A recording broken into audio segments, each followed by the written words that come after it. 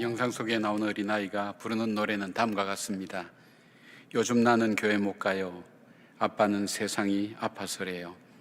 그래도 나는 예배할래요. 어디서든 노래할래요. 예수님 내 기도를 듣고 계신가요? 세상이 많이 아파요. 예수님 고쳐주세요.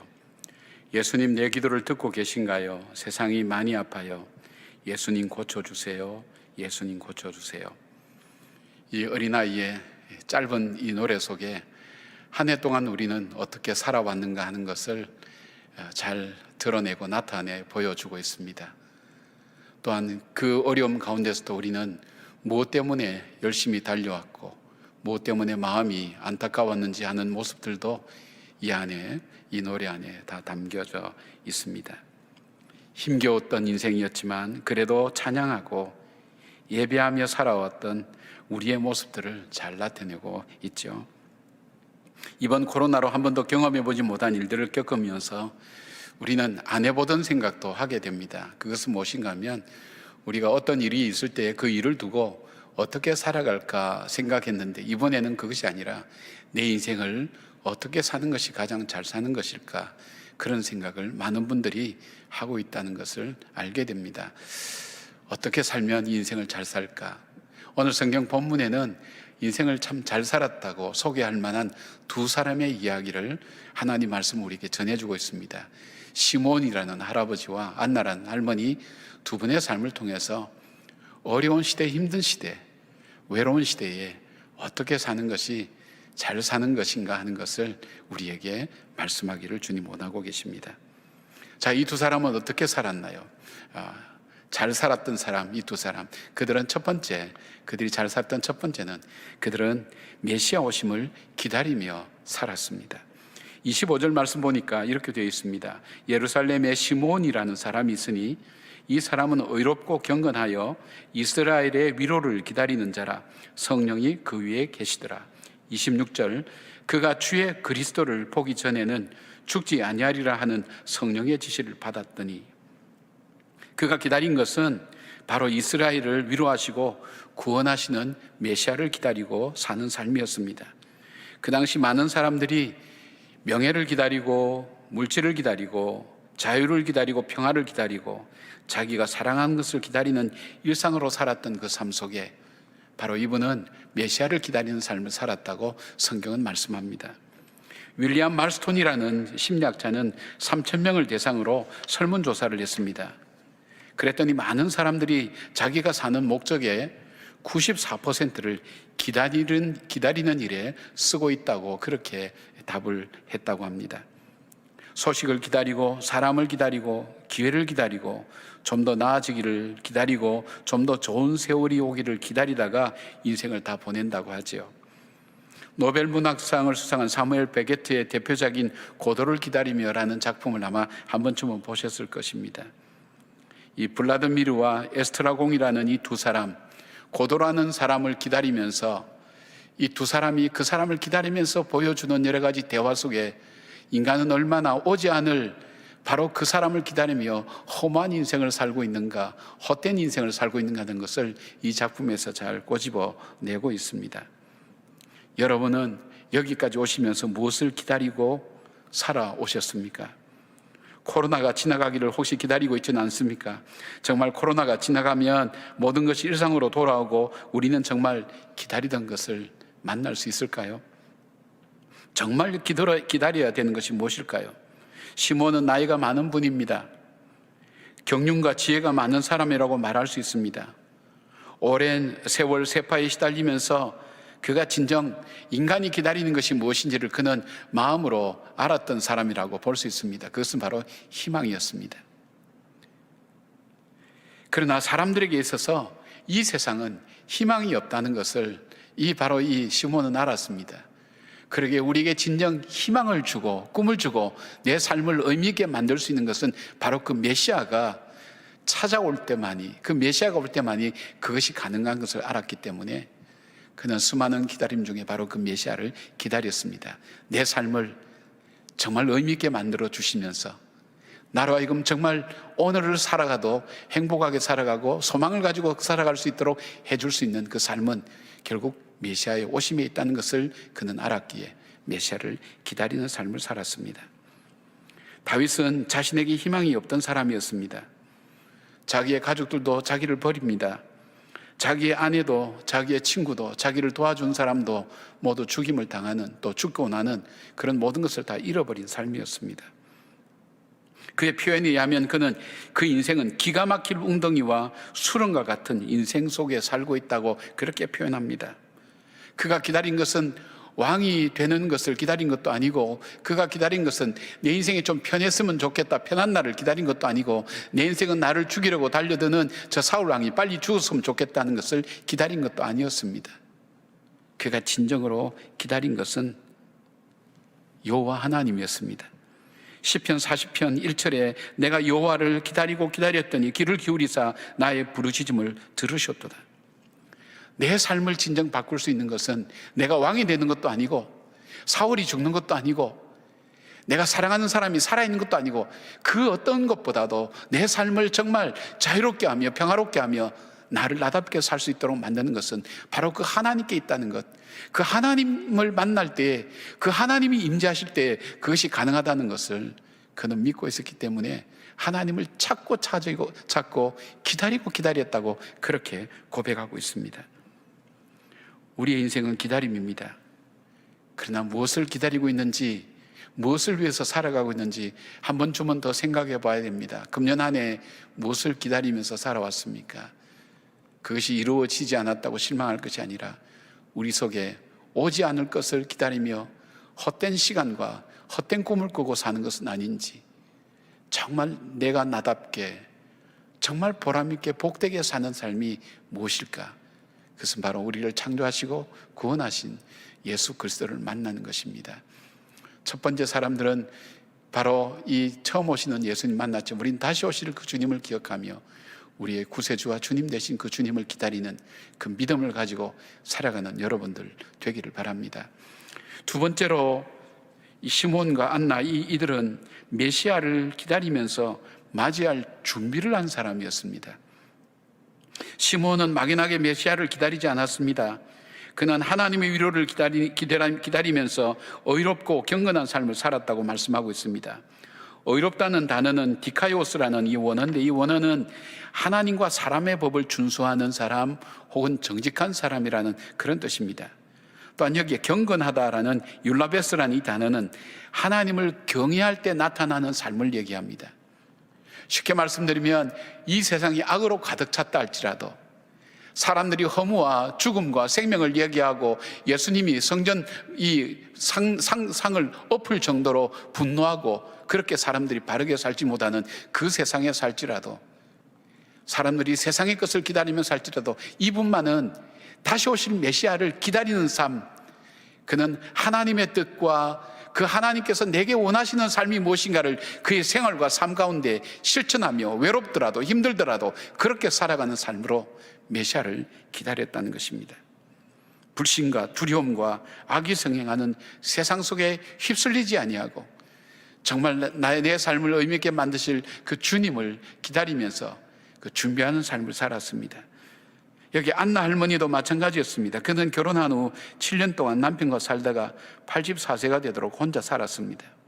37절 보니까 과부가 되고 84세가 되었더라. 이 사람이 성전을 떠나지 아니하고 주야로 금식하며 기도함으로 섬겼다고 그렇게 되어 있습니다. 메시아를 막연히 기다린 것은 아닙니다. 메시아를 기다린다고 하면서 자기 마음대로 살고 자기 뜻대로 살지 않았습니다. 이 안나 할머니는 메시아를 기다리면서 메시아가 임재할 만한 곳, 그 성전에서 기다렸다는 겁니다. 자기 삶의 자리를 바로 이 성전에 두었습니다. 그리고 그가 하는 일이 뭡니까? 주야로 금식하며 기도했다고 그랬습니다. 여러분 금식 해보셨나요? 금식이 얼마나 힘듭니까? 금식은 내 생명을 거는 겁니다. 여기에 내 삶의 목적이 있다고, 가장 중요하다고 여기는 것을 우리가 목적을 하고 기도를 하고 있습니다. 이 안나 할머니의 이 기도했던 목적이 뭘까요? 주님, 나는 메시아를 기다리는 것입니다. 정말 이들의 삶을 보면서 메시아를 정말 저분은 기다리는 분이라는 것을 사람들은 알 수 있었습니다. 마태복음 25장에 보면 천국에 대한 비유를 말씀하시면서 슬기로운 5 처녀와 미련한 5 처녀를 말씀합니다. 이 두 종류의 사람의 공통점은 그들이 신랑을 동일하게 기다렸다는 것과 그들이 신랑을 맞이하기 위해서 등불을 켜고 기다리고 있었다는 것을 말씀하고 있습니다. 그러나 이들의 차이점에 대해서 말씀하면서 성경은 더 많은 집중과 그리고 우리의 관심을 모으고 있습니다. 이들의 차이점은 이것이었습니다. 바로 신랑이 더디올 때를 대비해서 기름을 준비했느냐 준비하지 않았느냐에 따라서 슬기로운 여인과 미련한 여인으로 그렇게 나누게 됩니다. 그 결과는 슬기로운 여인은 신랑을 맞이할 수 있었지만 가장 소중한 그 신랑을 슬기롭지 못한 여인들은 만날 수가 없었습니다. 무엇의 차이였습니까? 준비하지 못한 인생은 그 기회가 자기에게 와도 만나지 못한다는 것입니다. 신랑이 자기에게 와도 신랑을 맞이할 만한 것이 자기에게 없다는 것입니다. 여러분, 시몬과 안나가 어린 아기 예수님이 성전에 들어올 때 그분이 메시아인 줄 어떻게 알아볼 수 있었겠습니까? 여러분, 자기가 기대하고 기다리며 경건한 삶을 살고 있지 않는다면 예수님이 오셔도 아기에 불과했지 그분이 메시아라는 것을 알 수가 없었습니다. 기다리는 사람 눈에는 보이게 되게 되어 있습니다. 준비하는 사람에게는 맞이할 수가 있는 그런 시간이 오게 되어 있습니다. 기다리지 않는 사람은 보이지가 않습니다. 준비하지 않는 사람에게는 기회가 오지 않습니다. 준비할 수 있는 삶이 얼마나 중요한지 모릅니다. 넬슨 만델라 대통령의 감옥 생활에 대해서는 많이 알려져 있죠. 그는 27년간을 감옥 생활을 했습니다. 나이 70이 되어서 자유의 몸이 되어서 나왔습니다. 그리고 그분은 74세에 대통령이 되고 94세에 세상을 떠났습니다. 그가 나이가 많아서도 대통령으로 세워질 수 있었고, 그가 정말 화해의 대표로 이 인류의 모든 사람들에게 알려질 수 있었던 이유가 뭘까요? 이 만델라는 이 흑인들의 인권을 위하여 싸우다가 도무지 말로서는 안 되겠다고 생각해서 무장단체를 만들어가지고 정말 무력으로서 그렇게 그 권력을, 그 힘을, 인권을 찾아야 되겠다고 결심하다가 감옥에 간 사람입니다. 근데 그가 감옥에서 준비했던 게 뭘까요? 그는 육신의 건강을 준비했습니다. 그는 팔굽혀 펴기를 매일 했다고 그래요. 새벽 5시면 되면 감옥이 시끄럽고 분란이 있었다 그래요. 그 감옥 안에서 뜁니다. 그리고 그에게 있어서는 하늘을 쳐다보며 하나님께 감사했다 그랬어요. 작은 풀뿌리를 보면서도 하나님께 감사했다 그랬어요. 감사로 자기 속에 있는 증오와 미움의 응어리를 하나씩 씻어내면서 그 긴 시간 동안 자기 속에 그 응어리가 다 빠져나가는 것까지 준비했습니다. 그토록 자기의 인생을 다 망쳐버린 그들을 그는 심판할 수 있는 그 자리에 섰을 때 그들을 용서하고 화해할 수 있었던 것이 뭘까요? 준비했던 사람이기 때문입니다. 모세를 준비하기 위해서 하나님은 어떻게 준비시켰습니까? 왕궁에서 40년을 보내겠습니다. 왕궁에서 보낼 수 없는 사람이 왕궁에서 40년을 보내겠습니다. 그리고 그를 또 광야에서 40년을 보내겠습니다. 왕궁에서는 왕의 리더십을 그가 배울 수 있도록 했다면, 광야에서는 바로 이 광야의 지리를 잘 알고, 그리고 양들을, 아무 힘이 없는 양들을 치는 그 몰고 가는 그 훈련을 40년간 받게 하면서 그는 결국 하나님께 부름을 받아서 그가 80세에 이스라엘 백성들을 애굽에서 인도하여 광야길을 거쳐서 가나안 땅으로 가게 하는 리더로 하나님께 쓰임 받을 수 있었습니다. 그가 왕의 리더십의 훈련을 받지 않았더라면, 광야를 통해서 그의 교만과 그의 오만함을 내려놓지 않았더라면, 그리고 광야의 지리를 잘 몰랐다면, 양떼의 속성을 몰랐다면 그는 이스라엘 백성을 그렇게 인도할 수가 없었을 것입니다. 하나님께서는 어떻게 하셨습니까? 하나님께 쓰시는 사람은 반드시 준비시켜 나가는 것을 보게 됩니다. 여러분, 비록 내 삶이 지금 인생의 감옥에 있다 할지라도 슬프다고 나는 아무것도 할 수 없다고 낙담하고 가만히 주저앉아 있을 수 있습니까? 내가 정말 멋진 인생을 한번 살아야 되겠다고 생각한다면 여러분, 그것을 위해서 무엇을 준비하고 있습니까? 나는 해도 되는 일이 없어, 우리 가정은 힘들어, 내 사업도 힘들고, 나는 뭔가 성격적으로 힘들어, 나는 아무것도 할 수 없어, 그렇게 해서 주저앉아 있겠습니까? 그것은 준비하는 사람의 모습은 아닙니다. 내가 정말 나다운 멋진 모습을 살아가겠다고 결단하는 사람은 준비하는 사람입니다. 누구 때문에, 무엇으로 준비합니까? 하나님 말씀 앞에서 자기를 살피며 경건하게 자기 마음을 다스려 나가고, 그 마음을 하나님 마음으로 채워나가는 그 훈련을 준비하는 것입니다. 우리는 직업이 어떠하든 우리의 상태가 어떠하든 우리는 그리스도인입니다. 그 정체성이 가장 우선순위입니다. 바로 우리가 하나님의 자녀됨을 기억하고 그 자녀님의 귀한 모습을 우리가 바로 살기 위해서 하나님의 인도하심을 구하는 준비하는 인생으로 살아가는 우리 모두가 되기를 주의 이름으로 축원합니다. 세 번째, 바로 시몬과 안나 그들은 메시아를 기다리면서 메시아를 증거하는 삶을 살았습니다. 시몬은 성전에서 아기 예수를 만났을 때에 그는 이렇게 증거합니다. 30절에서 32절, 내 눈이 주의 구원을 보았사오며 이는 만민 앞에 예비하신 것이요 이방을 비추는 빛이요 주의 백성 이스라엘의 영광이니이다 하니, 38절, 안나는 마침 이때에 나와서 하나님께 감사하고 예루살렘의 속량을 바라는 모든 사람에게 그에 대하여 말하니라. 예수 그리스도께서 메시아 되신다는 것을 그들은 사람들 앞에 증거했습니다. 이 어린아이, 난지 8일 나는 이 어린아이를 그렇게 알아본 사람이 어디 있겠습니까? 메시아를 기다리고 준비한 사람에게서 찾아진 이 메시아 예수 그리스도를 그들은 많은 사람, 이스라엘 속량을 기다리는 그 사람들 앞에서 이분이 바로 메시아라고, 그리고 하나님은 우리를 버리지 아니하셨다고, 우리를 기억하고 계신다고, 우리를 도와주고 계신다고, 우리를 구원해 주신다고, 그 사실들을 지쳐있고 희망을 잃어버리고 절망 가운데 있는 그 사람들 속에 우리에게 참 소망이 있다는 것을 증거하며 살았던 삶이었습니다. 초대교회는 교인들이 어떻게 했다고 했습니까?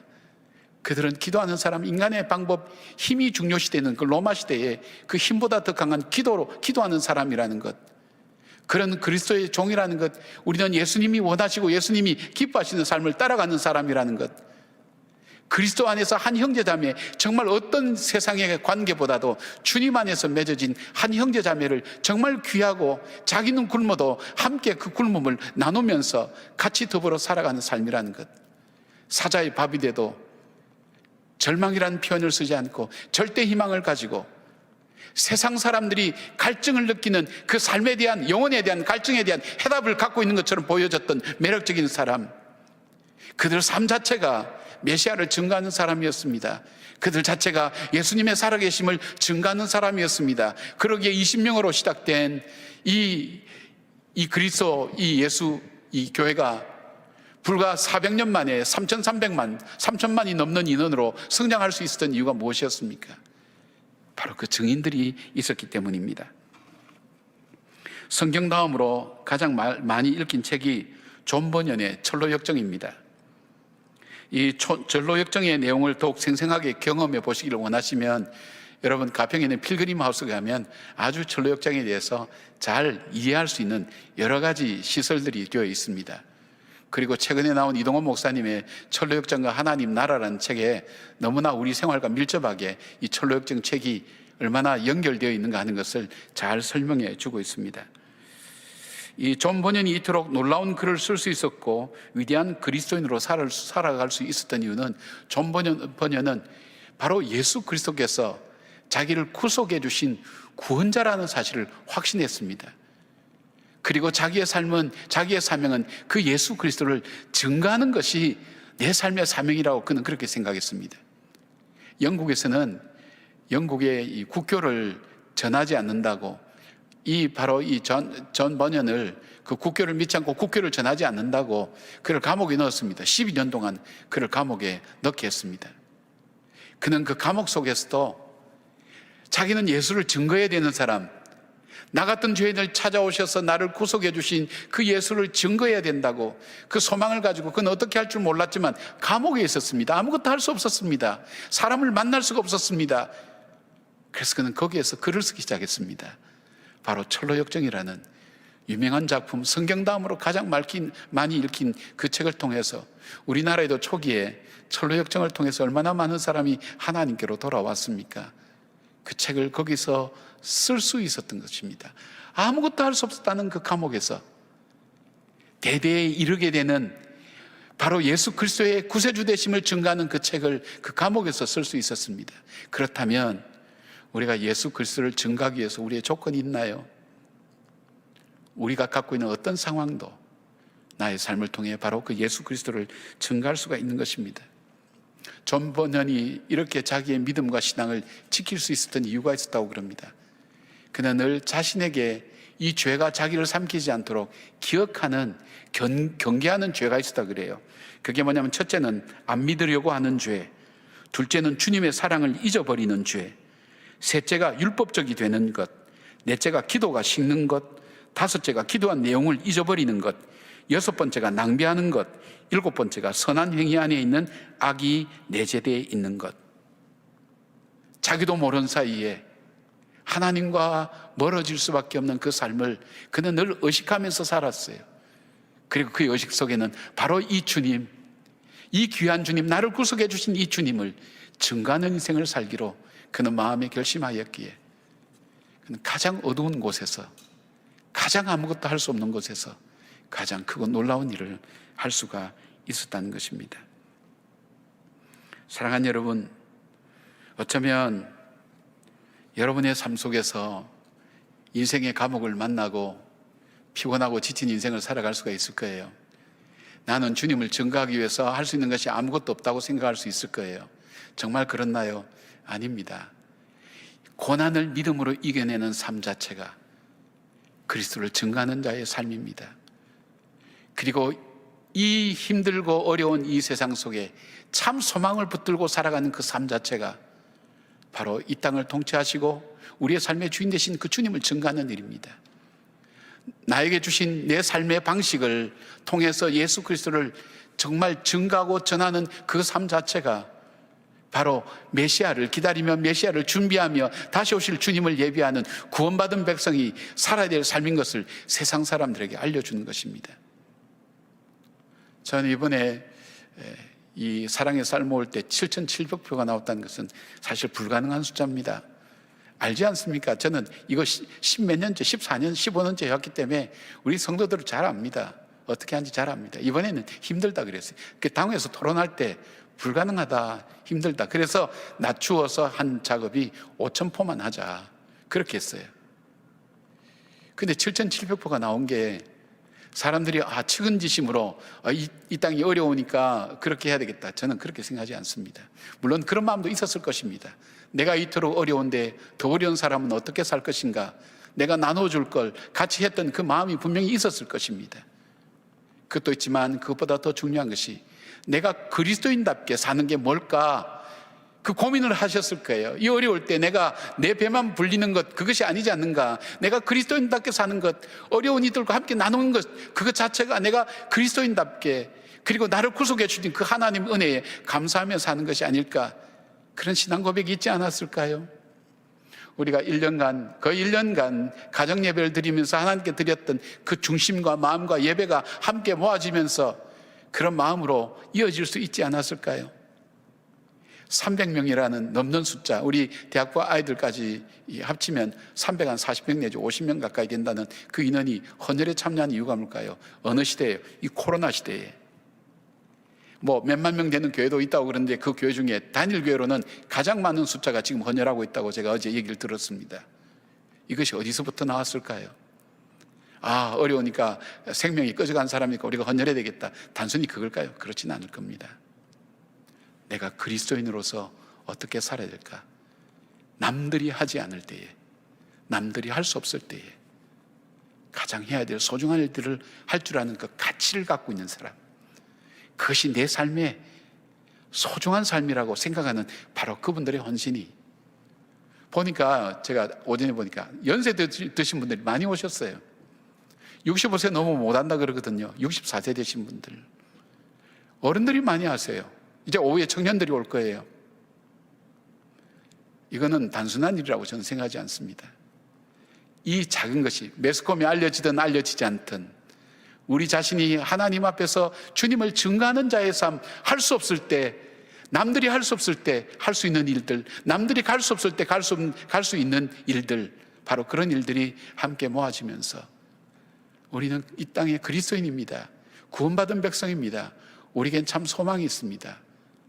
그리고 우리는 참으로 여러분을 사랑하고 기도합니다는 그런 마음들이 모아질 때, 그것이 바로 메시아를 증거하는 그런 삶이 아닐까요? 오늘 어린아이 노래 가사를 다시 한번 생각해 보려고 합니다. 요즘 나는 교회 못 가요. 아빠는 세상이 아파서래요. 그래도 나는 예배할래요. 어디서든 노래할래요. 예수님 내 기도를 듣고 계신가요? 세상이 많이 아파요. 예수님 고쳐주세요. 예수님 내 기도를 듣고 계신가요? 세상이 많이 아파요. 예수님 고쳐주세요. 예수님 고쳐주세요. 오늘 어떻게 살아야 될 것인가 고민하는 여러분들, 예수님을 만나셔야 됩니다. 주님을 맞이할 준비를 하시길 바랍니다. 말씀을 보시고 기도하시면서 경건하게 살아가는 삶, 외롭습니다. 힘듭니다. 세상 따라가면 편하지만 세상과는 다르게 살아가야 될 때가 참 많습니다. 그리고 오늘 그 믿음에서 나오는 그 삶의 모습이 증거되고 나타날 때, 그것이 바로 메시아를 증거하며 다시 오실 주님을 전하는 복된 길임을 기억하면서 정말 이 한 해 살아오신, 멋있게 살아오신 여러분들, 여러분의 남은 생애가 얼마일지 알 수 없지만 정말 멋있게 살아가는 하나님의 사람들 되시기를 주의 이름으로 축원합니다. 아멘. 기도하겠습니다. 아버지 고맙습니다. 감사합니다. 정말 우리가 기다려야 될 내 삶을 의미 있게 만들어줄 바로 그 주님을 만날 수 있는 거룩한 소원이 우리 마음속에 있게 하시고, 그 주님을 만나는 기다림의 삶, 준비하는 삶이 우리 속에 있게 할 뿐 아니라 그 주님이 나를 구속해 주셨다고, 나 같은 죄인을 용서해 주셨다는 그 고백의 삶을 우리가 살아가는 일상생활 속에서 증거하며 사는 증인으로 살아갈 수 있도록 도와주시옵소서. 이 땅의 교회들을 축복하시고 이 땅의 성도들을 축복하여 주시되, 특별히 동안교회 하나님 우리 성도들 축복하여 주시고 저들의 생업의 현장과 삶의 현장 속에 하나님의 거룩하심이 드러나게 하시고, 하나님 궁핍하지 않도록 주께서 도와주시며 축복의 통로로 나누어 줄 수 있는, 축복이 흘러가는 하나님의 사람으로 살아갈 수 있도록 복과 은혜를 베풀어 주시옵소서. 예수님의 이름으로 기도드리옵나이다. 아멘.